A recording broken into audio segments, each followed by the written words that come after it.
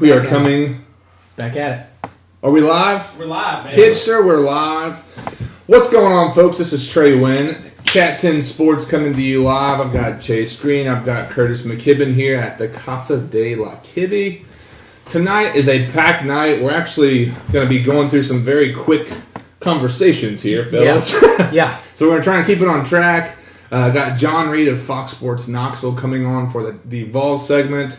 We're going to break it up a little bit and do a agree or disagree with him at the end of the Vols segment, and then bring Turron Davenport on from ESPN, who covers the Tennessee Titans for the Titans segment, and then close it out with a agree or disagree. Oh, yeah. What do we got going on, fellers? Well, as usual, we are live on Periscope and Facebook Live, and if you want to comment in with both guests, feel free. Fire away, share us out, let us know your opinions. Also, every week, 7 p.m., usually Monday, unless the Titans play Monday night, which they're not anymore. That's it. We got 2 Monday night games. We did get 2 this year, and they're both in Texas. I actually heard, to put it in here, the Colts-Titans game is up for potential rescheduling for the Sunday night game to go late. Week 17. So Nice. keep an eye on that. I think that'd be a great choice. But anyways, Yeah. just throw us some love on the social medias. Tell your friends about us. Tell your friends. Hop on here. Talk trash about, Chase's long hair. It's getting better, okay? Anything. We want your feedback, and it only makes the show better when you guys plug in your thoughts and stuff. So let's get started. Absolutely, folks. Check us out on chat10sports.com. Every single week we're putting up new articles. We actually have all of our database, if you will, for our social media. We are everywhere. Anywhere that you can be, we are. Facebook, Instagram, Twitter. We're on YouTube, Apple, iTunes for our podcast in case you can't one week make the live broadcast. You can actually download that every single week, subscribe, and give us a 5-star rating there. But guys, we're jumping straight in. As far as articles, I did want to go ahead and let you guys know Michael Piper brought back a second piece, I believe late last week, so we didn't get it in before last week's show, but had a very in-depth kind of detailing what the Harrison Bailey commitment, almost went there, but Harrison Bailey committed obviously last week, and how his commitment changes the landscape for Vols recruiting for 2019, and of course he's 2020, so without an OC, somehow Jeremy Pruitt got one of the best quarterbacks in the 2020 class to commit to the Tennessee Vols. And then, of course, today, Chase had a breakdown of the basketball's win over the Zags yesterday. Obviously, a huge win, which is a great segue. We're actually about to bring Jon Reed on from, Fox Sports Knoxville. Yeah. Want to make sure we got him lined up. But you can find Jon, to give him a quick intro, find him on Talk Sports with Jon Reed and Cody McClure. Jon Reed, what's up, buddy? Hey, how's it going? Good, man. Yes, it's the boys from Chat 10. Sounds good. Can you hear me? Yeah, doing pretty good, man. Let me get you next to the mic here, make sure we got you. And we're going to lean in, make sure if you can't hear us, you let us know, and we will get in tight with you, okay? I got my headphones in, so I don't know if there'll be an echo or not, so let me know and I'll take them out if I need to. Okay, that sounds good. Wanted to give you a quick intro here, but everybody watching right now, you can find Jon Reed from 10 a.m. to 1 p.m. on Fox Sports Knoxville. You can actually listen. I love doing this every single day. FoxSportsKnoxville.com. They have their website there that you can listen to live. But you can find Jon on Twitter at Jon_Reed. One of my favorite follows, along with a lot of other Fox Sports Knoxville guys, for all things Vols. I know, Jon, and to kind of throw you a curveball here, you're a bit of a wrestling fan, correct? Oh, yeah. That is awesome. I grew up watching it, but it's something that I know a lot of people out there are probably more closet wrestling fans nowadays, since it's not a cool thing unless you're 12. But. Yeah, not as cool as it used to be. That's how it was. I was out. Obviously, I don't know how old you guys are, but I'm 28, so in the late 90s, that was right in my wheelhouse. And then, of course, like everyone else, once you get over the age of 12, you quit watching. But then actually after college, I moved to Ohio by myself. Yeah. And I was just so bored and miserable that I just got back into wrestling, and the last 5 years, I've been back on full time, no shame, just out there, willing to admit it. There's no shame whatsoever in that, man. Still good broadcast in my opinion. Yeah. Well, John, we're going to jump right in. Obviously, Volunteers beat Gonzaga yesterday, and it's something that through all the hype, through all the excitement, we're curious to know. Obviously, Admiral Schofield comes out in the second half and has a great, as far as perimeter shooting. 6 for 10? Yeah, 6 for 10, I believe, as far as his free throws, but just being kind of an overall force, and then obviously the game-winning score. But as far as Admiral's success, how much does that really go towards a credit for Rick Barnes and his ability to develop players? Well, you saw it. You saw it first with Kevin Punter, right? Like you saw Kevin Punter kind of take a leap in his year with Barnes, and he, I don't know if you remember then, but like every time Tennessee was on TV, they would talk about how Kevin Punter fixed his jump shot and how a lot of that was Rick Barnes.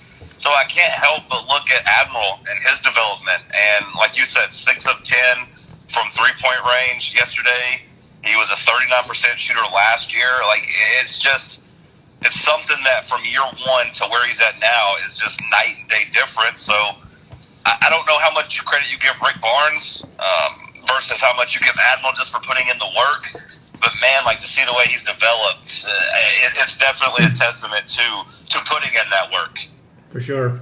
Yeah, man, it's one of those that, like we were talking about Kevin Punter, some people may not remember, but the guy was only like a 10-point a game scorer and then winds up with 22 points a game, I think, in his last season.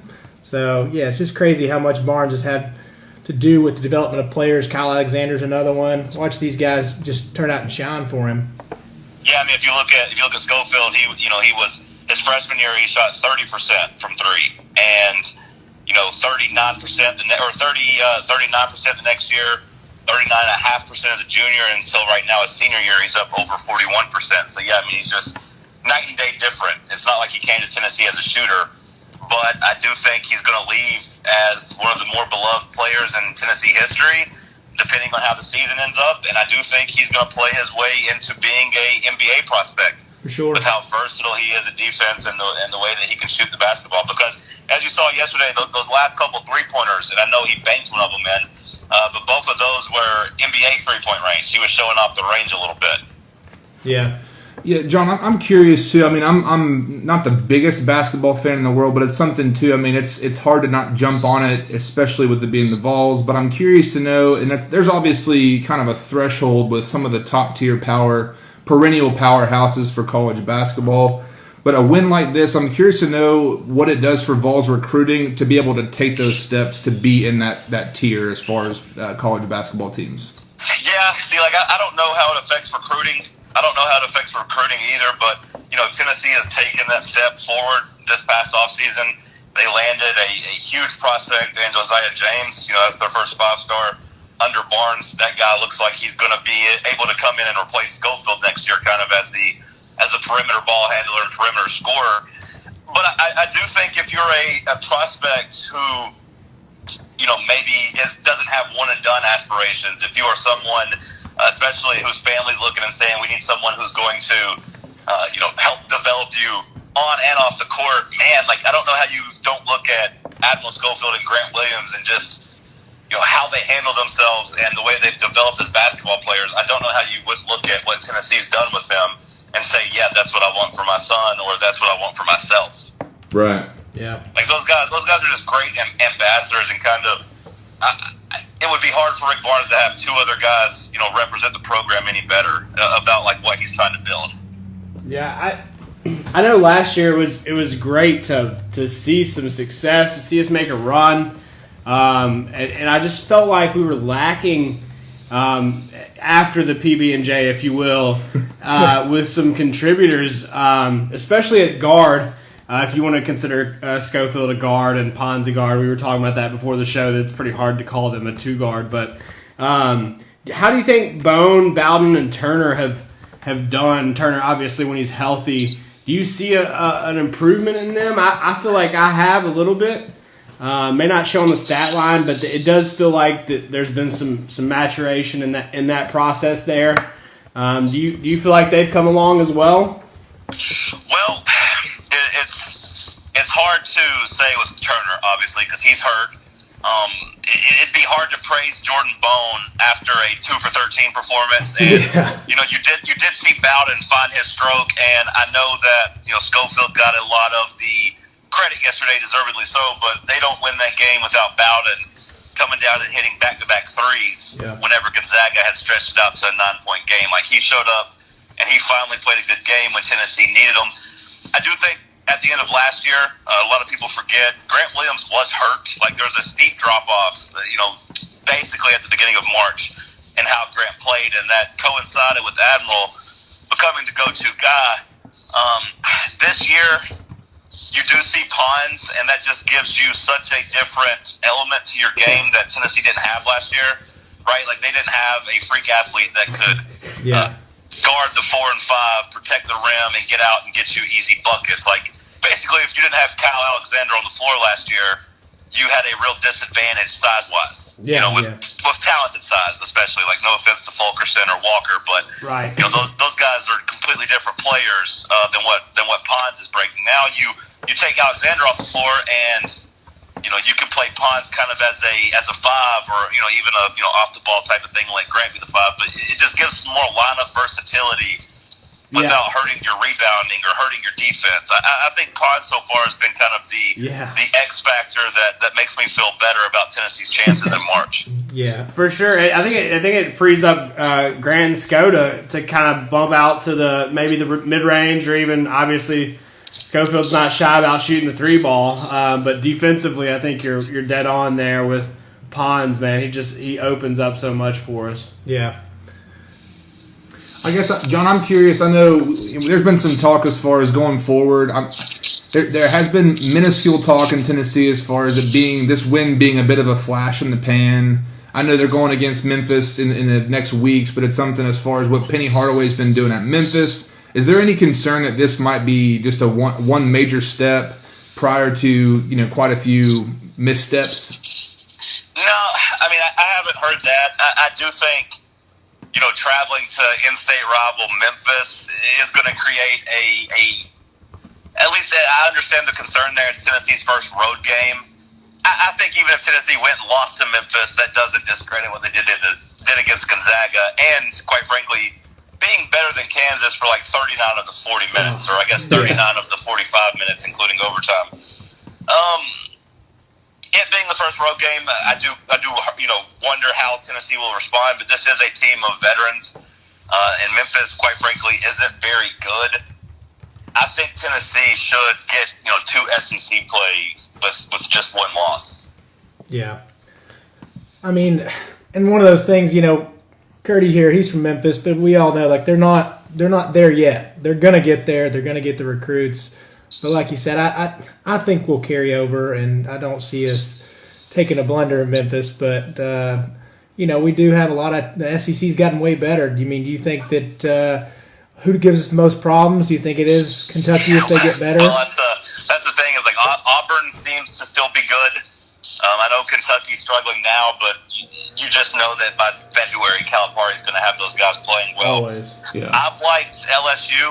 I like what LSU brings with Will Wade and the style they play. Like, I do think the SEC is going to be competitive at the top 4, and the Mississippi State obviously is playing well too. So, the SEC is going to be fun. The depth of that league is going to help.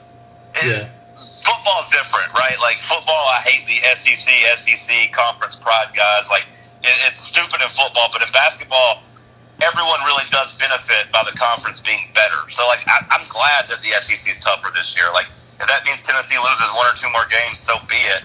But the overall quality of the league is only going to help Tennessee when it comes to the tournament. Yeah, that seeding helps. If you get even a 1 loss, like when you take a loss to, let's say, at Auburn, it's one of those that, it's not that bad of a loss. Where 3 years ago, that's a terrible loss. So. Yeah, John, moving to football, all that only helps. Like, when it comes to, I know getting tested is one thing and playing quality teams, but also just perception-wise and seeding-wise and all that. So, I'm with you guys there. John, moving on to football, I know, obviously, last week you broke some pretty big news with Hugh Freeze going to Liberty. I know it seems like there's smoke, but there's no real fire going on that we're able to uncover as far as the Tennessee OC search. And the ongoing, I guess we're all impatient, we're all itching to know what's going on. Is there any news or I'm not expecting you to break news here right now, but if you've heard of anything, I know there's been talk about some NFL coaches being in the ring. There's also maybe some guys that might be on staff playing the playoff, but didn't know if you had anything, any news of any sort. Man, I was having so much fun talking basketball with you. You really want to bring the boat down and talk football? Like, is that really what we want to do here? We want a roller coaster of emotions. I've seen some people speculating about the NFL or other staffs. I don't know if that's the case. I've been pretty checked out on it. Oklahoma State's Mike Jurchich, or however you say his name, Jurchich, came out and said that, the reports of him being close to accepting the Tennessee job are false. So I guess that means you mark him off the list. I know some people are thinking Freddie Kitchens with the Browns would make sense because he has ties to Pruitt in Alabama. But the way the Browns are playing right now, I would say that he's probably in line to be the offensive coordinator at Cleveland next year because Baker Mayfield looks so good since he's taken over. So really, guys, I don't know. Yeah. And quite frankly, for the last week, I haven't really cared. I've just been beaten down when it comes to the OC search. For sure. And I know a lot of people are there. I mean, it's a hard reality. And I think it's interesting, comparatively speaking from last year. I think fans anticipated the heartbreak and the roller coaster from last year. But right now, I mean, there's been reports that there's higher-ups and there's people who are shutting things down. But it seems like, Fulmer and Coach Pruitt are kind of keeping this one close to the chest. So obviously we won't dwell there. I did want to ask you the question, and Chase here did write for our website, chat10sports.com. Michael Piper, one of our guest writers last week, wrote about Harrison Bailey. How much do you think, as far as 2019 and 2020 recruiting, especially for Pruitt to do it without an offensive coordinator in-house, how big is that signing for this class this year, but also going into next year? Yeah, I mean, it's huge to go ahead and get that guy on board, and it is a pretty good statement that you get a guy like that with no offensive coordinator. Although I have heard that the holdup of not having an offensive coordinator right now is hurting Tennessee in this current class, right? Like, this signing day is 9 days away. You know what I mean? Like, 9 days from now, a lot of these prospects are going to make their decision, and Tennessee doesn't have an offensive coordinator. So, as impressive as it was to get a guy without an offensive coordinator for 2020, like, I've just been freaking out about this 2019 class because obviously the best way to catch up on the field is to do good in recruiting, and it just seems like you're not at your best whenever you don't have your entire staff filled out. Yeah. Yeah. And real quick, John, for everybody watching, Jon Reed's with us from Fox Sports Knoxville. You can find him at Jon_Reed on Twitter. Fantastic follow, but check him out every day from 10 a.m. to 1 p.m. on Fox Sports Knoxville. Great listen. I know I was actually having a hard time breathing this. I think it was Thursday or Friday of last week, but you and Cody McClure doing some impersonations of Alex Jones and Pacino, I believe it was. I won't make him do it right now, but one of the guys sitting at this table does a pretty fantastic Alex Jones impersonation, so we might have to have you back on for a special of Alex Jones versus Alex Jones. Yeah. I was told that it was limited. I was told at a certain point that it became more Hulk Hogan than Alex Jones. I think I only have like 45 seconds of Alex Jones in me, not the 8-minute segment we tried to do. But I appreciate you saying you liked it. It was I felt very vulnerable doing it, so I appreciate it. Oh, for sure. Hey, but we actually do a segment usually to close the show, but since we're going to close out the Vols segment with you, we were going to do, it's called Agree or Disagree. And what we do is basically throw out some hot takes. We all kind of share our thoughts, debate about it for a second, and just wanted to let you know, we'll ask you the question first, and then we'll all go around and share our thoughts and our hot takes in response. But let's see here. Agree or disagree with this. Yesterday's win is the biggest regular season win in UT basketball history. Oh, big disagree. I said that, to me, beating Kentucky at Rupp last year got me more hyped. It was a conference game. It was history in Lexington. Like, you've only got like 2 wins there the last like 15 or 20 years, it feels like, at least of, my basketball fandom. I can't say that was even second or third, honestly, because, Memphis in 2008 is the biggest win of our lifetime. Yesterday didn't live up to that, so no, strong disagree here. Yeah, that's where I go, and being from Memphis, Calipari's Tigers, beating them, being the lone Vol fan in the room with Tigers fans. I don't know if it meant more to me just for the amount of trash talk I got to do in that moment, but it felt bigger, and it was 1 versus 2 in the state of Tennessee. Yeah. And I know we've talked about how hard it is to recruit in Memphis as a Vols head coach, and I really hope we go down there and take care of business this weekend. But second question is... Hold on now. We got a couple other opinions. Hold on. A couple hot takes. I'm sorry. Sorry, John. The Memphian in me just took over there. He just jumped the gun. What do you think? I agree with John. I'm gonna side with the guru here since he's breaking national news with Hugh Freeze and everything. But yeah, I think for the program, I think for the university in general, it's fantastic. But I'm gonna slide with John. Yesterday, after the excitement, I probably initially thought that. It was like we just beat number 1 Gonzaga. How the hype goes in your mind. As a true Vol fan, we don't get many wins like that, so we'll take what we can get. But probably the Kansas game, whenever we were depleted over Christmas break, might have been the best one to me. To have that kind of shock factor, and Kansas coming into Knoxville with us having 7 guys on the roster, wound up taking them down. It was pretty amazing. Yeah, next question here, John, for you. Agree or disagree, this team will make the Final Four?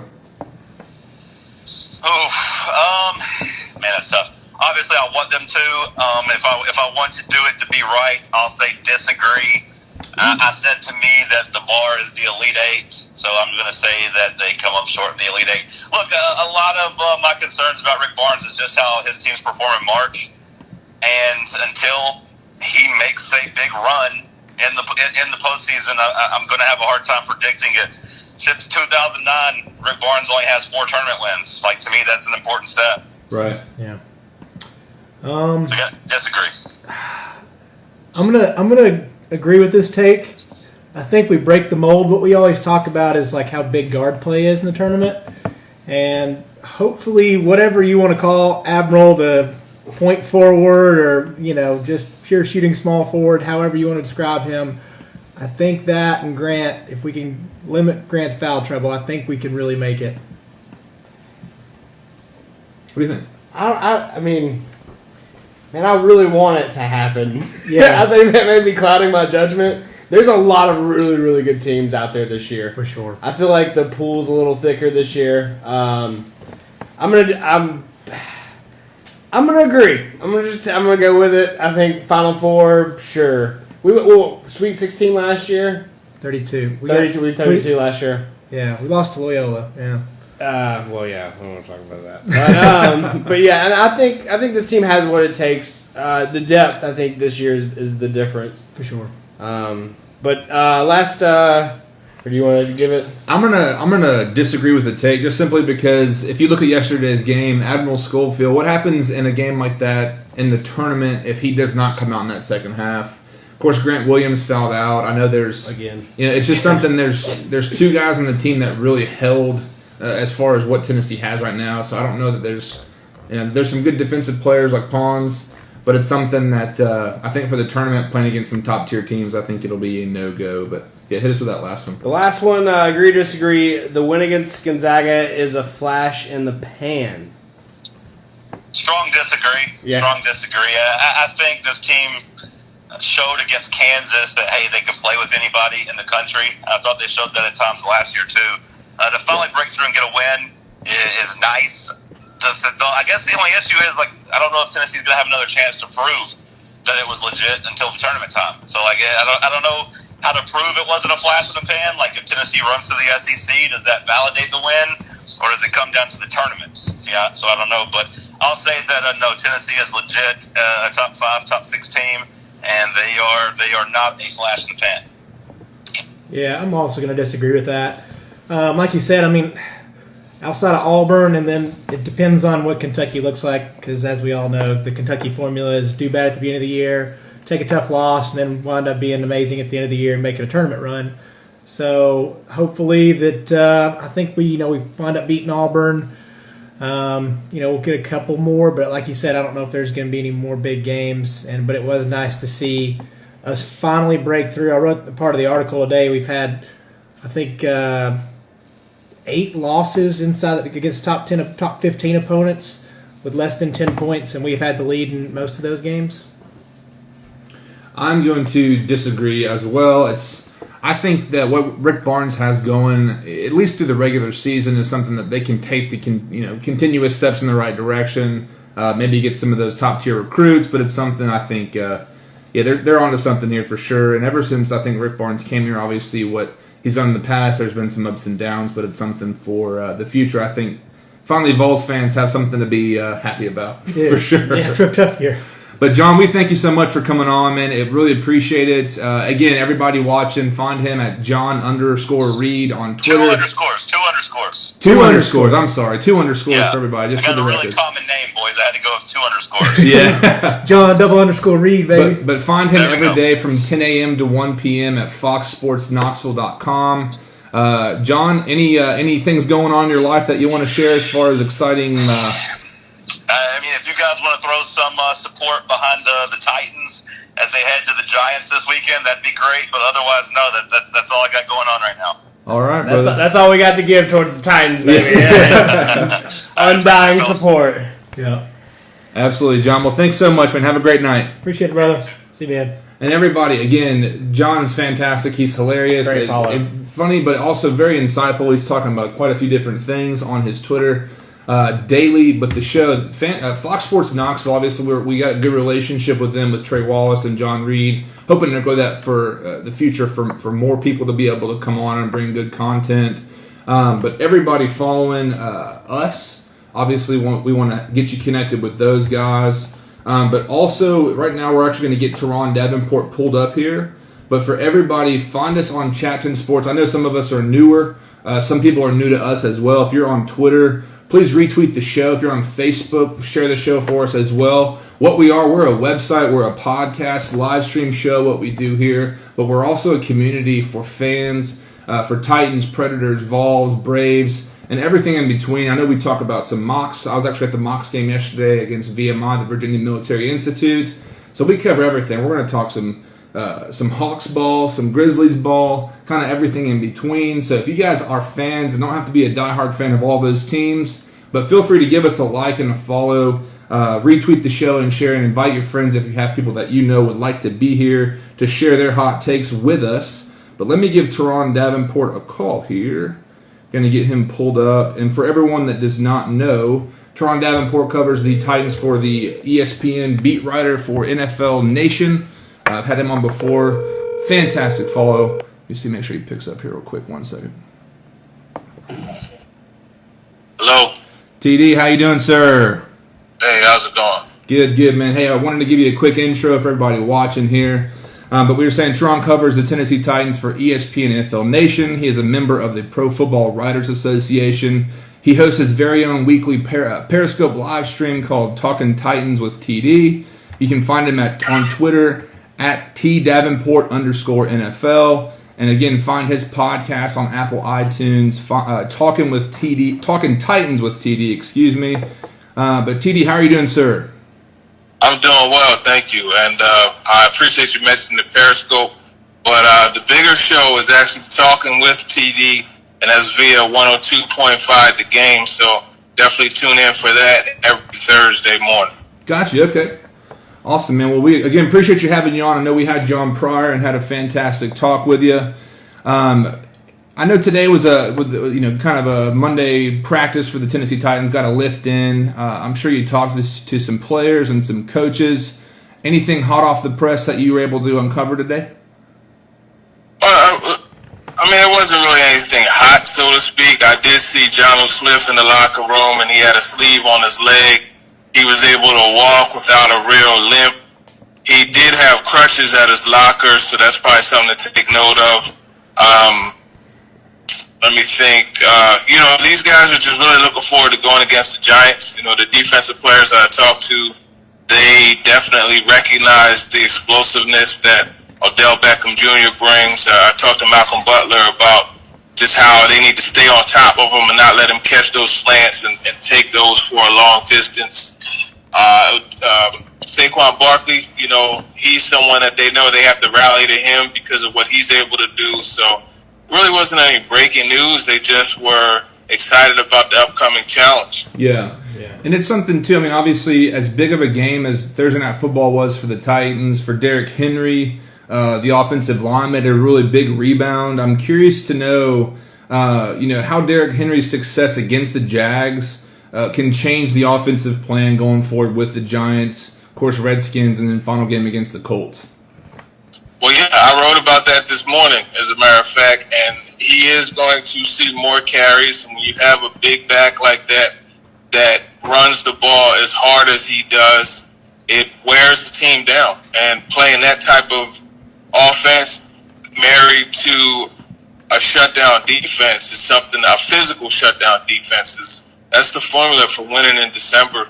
And even looking at the Jaguars, you had Tayshaun Gibson, the safety, say it was demoralizing. You had the head coach, Doug Marrone, question the effort that his team gave in tackling him. So that's just an example how you could impose your will and take things away. And then even when you're facing not only, even this week, you're facing an offense that's very explosive. Right. The best defense is to keep the ball away from the opposing offense. So when you run the football, you control the game. You win the time of possession battle. And that keeps guys like Beckham Jr. and Saquon Barkley, Evan Ingram, and Sterling Shepard. It keeps those guys off the field. So I think going forward, you're going to see more carries for Henry and for Lewis. And I think establishing that run is something that gives them what I call a pack and play kind of team, whereas they could take that on the road and win, right, which is what they're looking to do this week. Yeah, we saw Rashaan Evans there on the big 4th down and goal, get in the backfield, make a big tackle. He seems to be getting better every week. I know he's been good against the run. That was, I don't think, in question from early on. What have you seen so far as far as his maturation and kind of things that you've picked up on that make you positive looking forward for that linebacking core, but especially Rashaan Evans? Yeah, with Evans, it's just like a drive that you take for the first time. You're not familiar. It takes you a little longer. But as you continue to drive to that destination over and over again, it becomes an easy ride. It's second nature. You could just not really pay attention to where you're going and still get there. And I think that's what's happening with Evans. It's for sure what's happening, because he told me that he's starting to feel more instinctive. He's starting to feel more reactive and quicker, and you're seeing that. And he's a classic run and hit guy. I talked to Coach McKenzie, the inside linebackers coach, about him, and he definitely said that he's really getting more comfortable in the defense. He's believing when he sees something and shooting the gap, or just really pursuing the ball carrier. And that's what you saw in that 4th and goal stop. He knew that play was going to Fournette. And, he saw that start to open up, and he was able to slash in there and make the tackle for a loss, and that really turned things around. You had the 99-yard touchdown by Henry after that. So he's definitely finding his way. Coverage is still something that he's continuing to work on, but I think, make no mistake about it, he's really starting to show the ability that he showed at Alabama, making him All-American. Yeah, that's awesome to see, man. It's one of those that I know we talked about it last time with him about, hopefully he can just continue to get better. People had kind of harped on him early on, but somebody that was on the decline even before an injury, Jack Conklin, probably looking to be out probably the rest of the regular season. He hadn't quite been the same since tearing his ACL, but adjusting to the new scheme of LaFleur and all that stuff considered, do you sit him even if he comes back in the postseason and looks to be healthy? I think he definitely needs to play in the postseason if he's healthy. It's one of those things, man, where even in talking to him, he said, and this was before last week's game, he said he was finally starting to feel in sync with things and really have the techniques down. And he's another one you got to remember, just like Evans. He didn't have training camp, and I know we're late into the season, but when you're behind, it's a lot harder to catch up. And then even when you look at just what he's used to doing, he's used to lining up and blocking a man. So it's a little more difficult for him, whereas you have to block spots. And he's had his struggles. Actually, if you listen to my podcast from last week, I broke that down pretty decently. Well, Trey Thomas, a former NFL tackle for the Eagles and Jaguars, mostly the Eagles, broke it down pretty well as far as just some of the things that Conklin needs to do.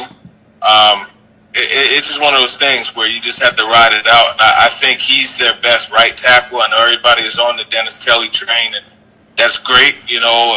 Oftentimes, a skilled backup is the most popular guy in town, but I think by all means, Conklin should play if healthy. Yeah, I think it's similar to the Rashaan Evans. There's not time to think. Like, you have to be natural in your reactions to the ball, and a lot of times, like, we've talked about it a couple times now, the new schemes, it just, you can get in your head too much, and you forget to be a football player. And I think that the talent on the Titans down the stretch will carry us now that we're more comfortable in the scheme. For sure. Turron, I'm curious to know, obviously last week, prior to the Jags game for the Jets, Quentin Spain was benched. I know there was some talk that he had been pouting on the sideline. Obviously, he got to go last week against the Jags. How much of an improvement do you think he made in that game to really solidify his spot, or is it still up for grabs? Who was that you were talking about? Quentin Spain. Oh, Quentin Spain. Yeah, I think he got an opportunity to get back in there and prove that he's worthy of being a starter. He didn't have any silly penalties, which is something that drives a coach nuts, and that's what he had the previous week. So I think he solidified himself a spot. I mean, to be honest with you, the guard that have been playing the worst on the team is Conklin. I mean, not Conklin, excuse me, is Klein, who, someone said moved Conklin to that spot and put Kelly at right tackle. I mean, that's a different conversation. But I think Spain is someone that for the time being has his spot. But, by all means, if it's time to get a little more athletic, they'll bring Levin in and move Ben Jones to left guard and have at it that way. So I'll say it's solidified, but I don't think that they would be hesitant to pull the trigger, and shuffle things again if need be. It's do or die. So yeah, and I think do what you can to win. I don't know if this is on the forefront of everybody's mind, but it's something that I've thought about. Is Klein staying in primarily because of the contract that he's signed in the offseason and they've invested in him, or he's just, he's in favor with John Robinson, maybe the Keith Carter? Do you think there's any type of play like that? No, I don't think so. I don't think a player on that team is immune from being removed for. I think in the case of that switch with Spain being pulled, I think that was just because he was playing that bad, and when you play bad enough, and I'm not saying that Spain is heads and shoulders above what Klein's putting on film. They both are not playing well, to be honest, but, in that case, on that day, you had the mistakes, on that allowed the field goal to be blocked or extra point. I forget which one it was, but then you also had the penalty, and that just makes things more difficult, and it was just a shuffle that was needed, but I don't think that has anything to do with money or being John Robinson's buddy or anything like that. Gotcha. I know John Robinson wouldn't accept that kind of situation because his goal at the end of the day is to win, and if he doesn't, his job is in jeopardy. I think it's nice to just have options. I mean, this line has gotten a lot of flack this year for some really bad play early on, but I think we need to focus on the fact that we have that many people to play that many positions, and some of them are better than others. Each game in, game out, but also they're all pretty daggum good. Yeah. When all is said and done. But what about the Giants, TD, man? I mean, that's a team that's gotten a lot of momentum the last few weeks, man. You see OBJ and Eli seem to be getting on the same page. Obviously, Saquon is just scary. A once in a lifetime back, man. $170 yesterday. Yeah, and so what do you think going into the Giants game? I mean, that's probably our biggest test. That and the Colts right there, probably neck and neck. But what do you see? Who has their A game for the Titans in order to beat the Giants?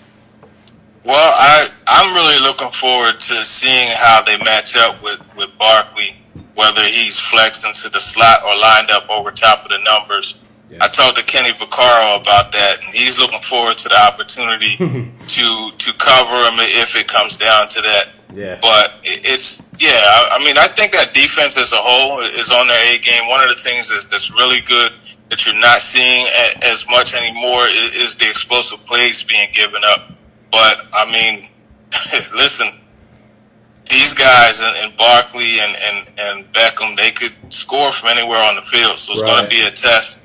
I think when you look at Beckham, like I said earlier, it's about staying over top of him, making sure that he's not able to turn that slant into that 5-yard slant into a 60-yard touchdown, a 60-yard play. And that's what Kerry Coombs, talking to him today, that's what he said was a major thing. So, I mean, as a unit, they're all going to have to be ready to go. And I think one area that won't really be talked about but is very important, and they've worked on it, is the guys up front and the guys being able to match Eli Manning's hands. Whereas when Eli Manning goes to pull the ball up and throw, they have to put their hands up to knock it down, because you're going to have that short passing game. And I forget which team it was that went to that, but I remember after the game, Jarrell Casey was asked about not getting sacks, and he pointed to that, and he was 100% right. As a matter of fact, it was the Texans. I don't want to say a game and be thrown off, because I know how people could get, if it's just a fraction off of, what it is. But end of the day, that's something that they have to be able to do, and that will also help coverage and knocking that ball down at the line of scrimmage. Yeah, TD, I was surprised to see ESPN today has got the Titans with a 41.2% chance to beat the Giants, and I'm curious to know, offensively, if you're LaFleur and you're Vrabel, how are you trying to attack the Giants' defense with Marcus Mariota and, of course, Henry with the big game, and then even how Dion Lewis's role might shift with Derrick Henry potentially being that lead guy?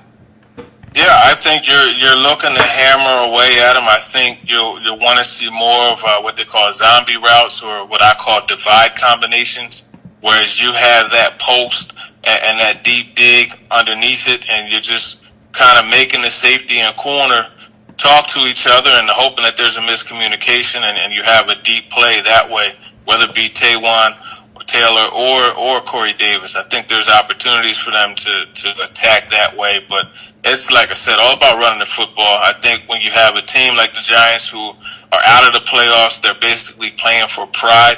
If you go in there and you punch them in the mouth immediately and take whatever is left of the crowd out of the game, as far as the momentum or energy in the building, if you're able to do that, then you have a really good chance to win. And I think that 40% goes up even higher, when you go on the road. And I tell you, defenses, although it's a passing league, defenses hate when you run the football against them. Yeah. They hate it. And when you're able to go in and do that, because essentially running the football is just, I'm going to overpower you. It's not as much in this scheme, whereas it's, we're going to, be able to combo and get up to the second level and block that way. But running the football, that's just a way that you could really impose your will on the team. And I think that's why they're going to have to feed Henry. They're going to have to feed Dion Lewis, and not having Jonnu Smith, a guy who has gotten more and more targets over the last few weeks. I think that will also, influence passing the ball a little more, or running the ball a little more. So that's what I expect. Turron, I know last week, obviously, 238 yards for Derrick Henry, and obviously we're not talking Jaguars, but I'm curious to get your opinion on it. I know the defense obviously wore down. Jalen Ramsey, I know throughout the game, I know he's had some off-the-field conversations about maybe next year not wanting to be in Jacksonville. There's been talk that he's quit, and there's been even reviewing tape and footage of the game. I know the 99-yard run touchdown, you can see him kind of jogging a little bit slower. But I'm curious to know just overall for the Jaguars. Leonard Fournette, TMZ put it out that he threatened a fan, talking to him, but it was something. Is there a bigger issue with the Jaguars going on right now than just between the X's and the O's? don't really. I mean, you say Jalen Ramsey quit, but one of the guys that Doug Marrone pointed to, as far as when it came to giving effort and actually trying to tackle Derrick Henry, was Jalen Ramsey. So I think really the whole deal is that team was a Super Bowl caliber team. Mm-hmm. They have the talent to take them to the Super Bowl, but the one area where they're subpar is probably the most influential area, the influential position on the field, and that's quarterback. Right. And I think when you have guys like Calais Campbell, when you're winning games, you know, or when you lose a game 9-6, hey, that's disgusting to a defense, right? Because I mean, you know, even look at the Colts game. What was that, 6-0 or something silly like that? Hey, you can't be so lopsided as a team. And believe me, just like you or I or anybody else that watches film knows that Blake Bortles is not going to cut it, knows that Cody Kessler is not going to cut it. Trust me, those guys who are out there playing, they know that too. You know, and that gets frustrating. So I think that's really the issue, is that they feel like, you know, the Cleveland Indians in that movie Major League. Like they feel like they've been set up to fail. And that's really the bottom line. And unfortunately, unlike in baseball, you know, where they were able to individually do some things to overcome, you know, being sabotaged, you can't do that when you're sabotaged with a quarterback like Bortles. So that's really the issue in my mind. I think that's been the major thing. And I tell you, they very well should have beaten the Patriots last year. And, you know, it just has been a bad situation for them this year with just everything that has just spiraled out of control. And now you got a guy that's going to get $16 million next year. Yeah. You're essentially going to pay him $16 million to walk away. Right. It looks like they're going to get rid of him and space it out over 2 years. But you know, when you invest that money in an average quarterback, that doesn't really send a good message to your team. Yeah, for sure. And getting back to the Giants, man, you covered the Eagles for a little while, and just wondering, it's going to be probably a cold, nasty day in New Jersey. What do you think it's going to be like? How difficult is it going to be playing in MetLife on Sunday? Yeah, I don't think it's going to be very difficult, to be honest with you, as far as the elements and things like that. You know, end of the day, the Giants players get cold too. Like, we're all people, you know, so everyone's going to get cold. I think really it's going to be about, like I said, just going in and setting the tone from the start. That's something that, was it Woodyard? Yeah, I think it was Woodyard. Yeah, Wesley Woodyard told me. He said that, you know, we want to go out right away and show Saquon Barkley that we're on his head. Now, he's not saying that like talking trash. He's saying that like, hey, listen, we want him to know that we are going to gang tackle him and we're going to be on him and we're going to bring him to the ground, you know, when he gets the football. And I think that's something that they have to do. One of the things that always comes into play at MetLife, well, I did in the Meadowlands and it still does here, there at MetLife is windy conditions, you know, so it's going to be a little more difficult to throw the football as far as pushing it down the field, you know, and I think that's going to be something that's interesting with Mariota and that hand and then that cold. It may not be the best match, so this is another reason to run the football more, but I think that the Titans will be in good shape. I think they'll be fine. What's the crowd like? I know they've kind of come on slowly but surely over the season, but as far as, I mean, are you expecting a full house as far as the actual home field advantage aspect? Do you think there's a big concern there for the Titans? No, I don't think it's a concern. I will say Northeast football is something that, you know, these teams, even the Jets, as bad as they are, always get support. You know, people go out and watch the Redskins as well, you know, to just go a little bit further down. You know, you still put the quotations around Northeast.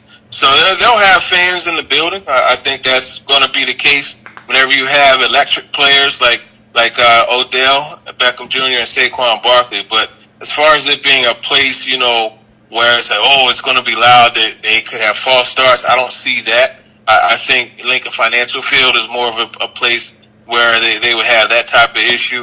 But even then, I mean, this team, look, man, they went to Arrowhead Stadium. And it doesn't get much louder than Arrowhead, but they went there and guess what they did? You know, ran the football with authority and you know, ended up beating the Chiefs in the playoff game. So I think they'll be fine with a similar blueprint. TD, we're going to run straight in. You've done it before, man. Agree or disagree is how we like to wrap up. So we're going to do Titans with you. My first one is going to be agree or disagree. Malcolm Butler, if he lines up against OBJ, it's going to be a problem. It's going to be a long night. I disagree. I think it's going to depend on, if you're going one-on-one. More than likely he'll get the safety help. But I talked to Malcolm about that matchup, and he for sure is going to still play aggressively. But really, it's all about staying over top of him, like I said, and just tackling him after he makes the catch. Obviously, you want to keep him from doing that, but the big thing with Odell is keeping him from getting the yards after the catch. So I don't think it's going to be a huge problem, but I will say he for sure will have safety help over top.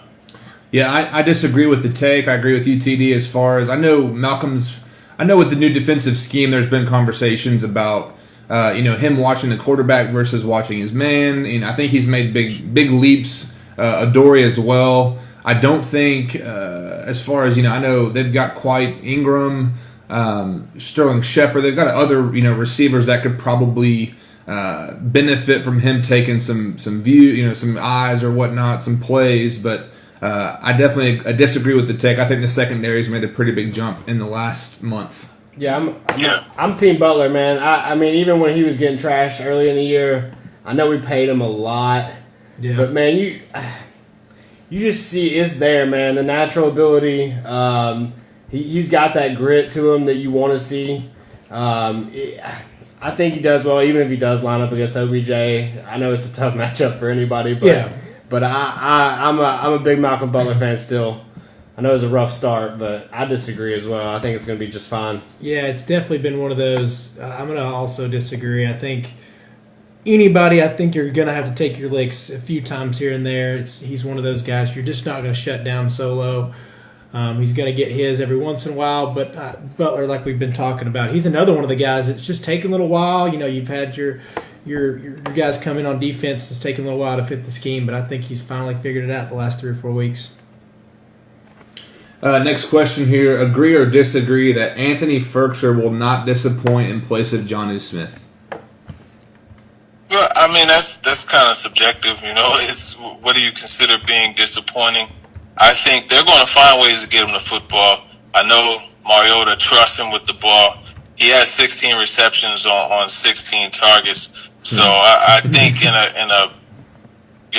a more crucial role, more critical role on the offense, I think he'll still make plays. So I'm going to say no, he won't be a disappointment.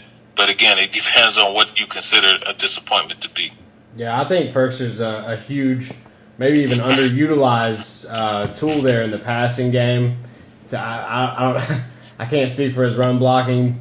Kind of the same with Jonnu, but I think he's a great pass catcher. He run good routes. I mean, he's not necessarily as much of an athlete as Jonnu was, or certainly, honestly, Walker we missed all year. But I think Ferkser gets some more first team reps. I think he really starts to pick up as far as targets and catches. I think he's going to do good. I mean, I don't expect him to have a significant role per se, but I think, like TD said, if he's 16 balls for 16 balls, I mean, that's more than you can ask for, and especially the limited role. Obviously, Stalker's more of a fullback, so I think he's going to get more of the routes, and I'm sure, like TD's probably written about it, something that his role is going to change, obviously, with Jonnu going down. Chase, what do you think, man? Man, I'm kind of with all you guys in the same. He's one of those, it might even have some extra options for him, It might, I don't even know what he's had in the last couple of weeks, 3 or 4 catches, touchdown every game. I mean, it's one of those that we all know Marcus still loves the tight end, so he'll figure it out, and I think he'll get some extra balls this week and still keep that TD run going. So I'll take the next one. TD, do you think Derrick Henry's 99-yard run was better than Marshawn Lynch's 2000 Saints? What was it? The Beast Mode run. Agree or disagree? That's tough, man. I'm going to go with Marshawn, but one of the things I do like that Henry did was he kind of stiff-armed Jones from the front to the back.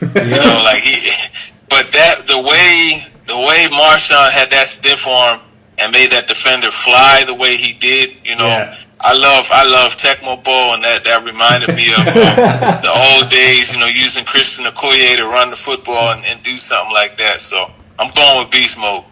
Plus, that made the stadium register. The fans got so loud it registered as an earthquake on the Richter scale. So I mean that says it all. Wow. I didn't know that. I'm surprised that the Titans fans. I was kind of my brother lives in Nashville. And we were talking about driving up, and I was like, I can't do it. He was thinking it wasn't going to be that full, but obviously, according, I think ESPN had it was 69. Actually, I'm sorry, 69,000 is the capacity. There was 60,344 people there. So yeah, home crowd came out and endured the cold, I guess. But Thursday. For Thursday. But I am going to agree with the take. I think the amount of stiff arms, kind of put out was obviously incredible.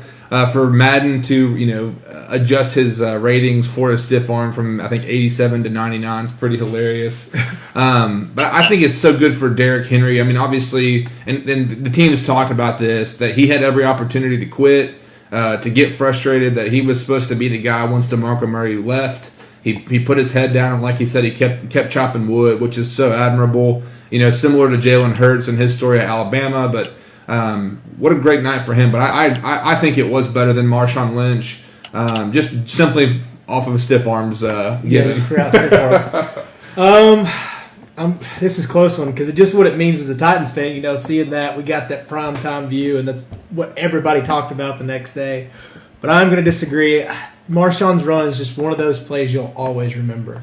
It is a true highlight reel play that is probably going to go down as one of the top, if not the top ever. His season that year was just unreal. I mean, that, like you said, beast mode. That was the coming out party, I feel like, and I think it was a little bit better just because I think the effort defensively I feel like was a little better against Marshawn. It was bad tackling, and me and my friends talked about it. Anytime you have a 99-yard run, there's probably going to be some bad tackling in it. So, to discredit Henry with how poorly the Jags played is terrible in my opinion. I think he deserves all the credit that he got for that game, and I couldn't be happier for Derrick Henry. But I think that beast mode takes the cake. I think when Mr. Lynch does take the cake on the 99-yard run, not by much, by nose. Well, TD, we appreciate you coming back on. Obviously, for all of our viewers, find him. Let me see, pull it up here. I want to make sure I get this right. You might have to correct me again, but 1025 The Game on Twitter. Are you on at a specific time? Is it a weekly thing or daily thing on the game? Right now it's on demand. It's going to go live when the season's over and we can settle into a time slot. But every Thursday, just pretty much you can find me on Twitter at @Davenport_NFL. I post the links there every Thursday morning, so check it out there. And ESPN.com. Go ahead and click the NFL section and click teams and click Titans and subscribe to that. You'll get all the updates. Even the short and quick ones like Jonnu Smith being out for the rest of the year.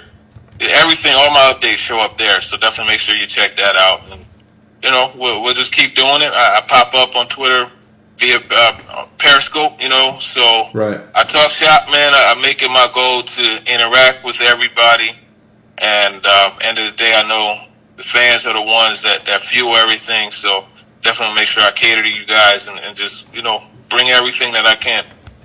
All right, TD. Well, we appreciate it, and again, everyone go follow him on Twitter, at @TDavenport_NFL, does a fantastic job covering the Titans. TD, hope you have a great holiday. Merry Christmas. Happy New Year to you. Any other things going on in your life that you want to tell us about? Anything exciting? Oh, yeah. You know what? I did forget. From my days in Philly, I have my second book coming out. It's actually out now. It's called A Team Makes a Miracle. You can order it via BarnesandNoble.com or Amazon.com. I know the Eagles aren't having the best year, but any Eagles fans out there that may be listening for a little crossover, you guys could go ahead and get the book. That'll help you reminisce on the good old days. Takes you behind the scenes, and about Jalen Mills and how he had to overcome things when he was at LSU and then getting to Philadelphia. Yeah. Talks about Nelson Aguilar. This is a very, very awesome story, and I would actually recommend even Titans fans check that out because It's one of those things where you have that microwave result-driven kind of mindset that will make you say a guy like Corey Davis is a bust. Well, Nelson Aguilar, they called him a bust for 2 years, and he just so happened to have an outstanding year. Probably was the best slot receiver last year. So it takes you through that whole journey that he went on. It takes you through Zach Ertz and how the fans, at one point used to always call him soft, but now there's a love affair with he and the fans. Michael Kendricks and his story, Doug Peterson, the offensive line with Jason Kelsey and Brandon Brooks and his battle with depression. There's a lot in there for you guys to unpack, so definitely make sure you check that out. It's not expensive. It's under $20. I think it's like $16. Awesome.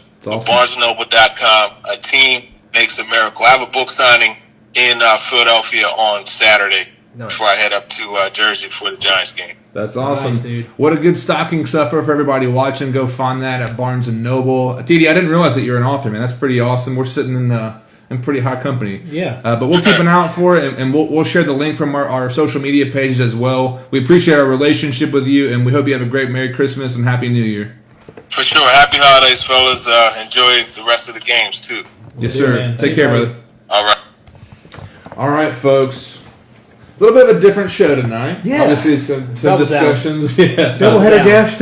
Yeah, but we might do that again. We'll maybe give us some feedback. If you didn't like it, you can send us an email, chat10sports at gmail.com. But right now, since we're still talking Titans, we did want to discuss, obviously, the AFC playoff picture. There's a million different scenarios with the amount of teams that we're talking about here.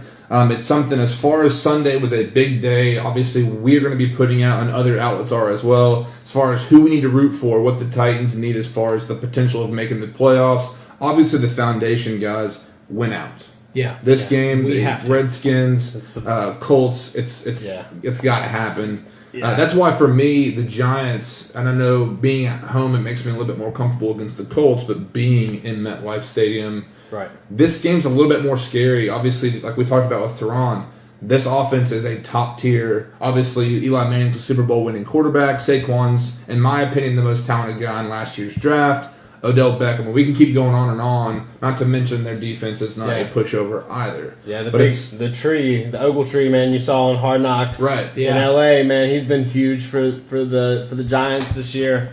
Defense has gotten better, even though it was so shaky last year. They traded away Eli Apple at the beginning of the season. The Saints, they've turned out to be better, I think. Yeah, even weird. with less marquee names, if you will. I know they brought in Alex Ogletree there, but huge game against the Giants this week. The Skins are down big time with the absence of Alex Smith. Which he's actually having a pretty rough time. Has an infection in his leg. Yeah, I think he's probably going to hang it up. He's getting up there. He's 33, 34, something like that. He's crazy. The Colts, as how he ended week 17.